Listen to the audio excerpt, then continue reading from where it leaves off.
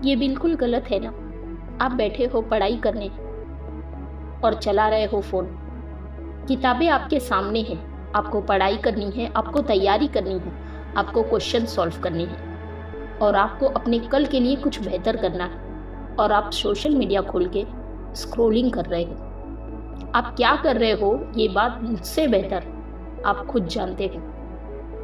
लेकिन एक सवाल खुद से करिए, क्या आप लगभग दिन का 90 से 95% या फिर सारा दिन लगभग आप अपने फ़ोन में ही गुजार देते हो?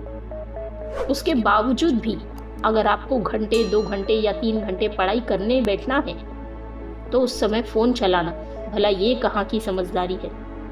मैं मानती हूँ कि आजकल सारी चीज़ें डिजिटली हो गई हैं, यहाँ तक कि एजुकेशन भी। लेकिन ये क्या, सिर्फ अपने आप को बहानेबाजी देना कि मैं पढ़ाई कर रहा हूँ और एक्चुअल में क्या कर रहे हो ये बात आप खुद जानते हो। ये कौन सी समझदारी है?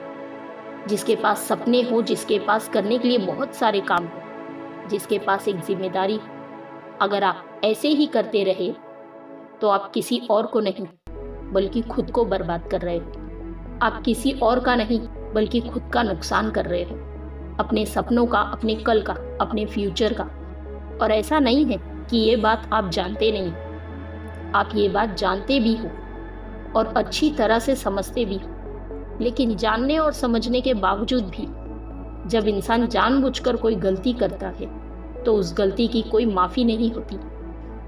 एक दिन ऐसा आएगा जब आपके पास पछताने के सिवाय कुछ नहीं बचेगा और आप सिर्फ और सिर्फ अपने आप को कोसोगे, लेकिन आप चाह के भी कुछ नहीं कर सकते। इसीलिए बेहतर यही है कि समय रहते होश में आ जाओ और वो काम करो जो आपके लिए ज़रूरी है, क्योंकि आपकी ये जिम्मेदारी है। अभी कुछ महीनों में आपके बोर्ड एग्ज़ाम शुरू हो जाएंगे। क्या आप उसके लिए तैयार हो? जब आपके बोर्ड एग्ज़ाम आएंगे तब आप बोलोगे कि काश थोड़ा और समय मिल जाता पढ़ने को। और जब समय है तो उसमें स्क्रॉलिंग करने से फुर्सत नहीं है। अब नहीं समझोगे तो कब समझोगे?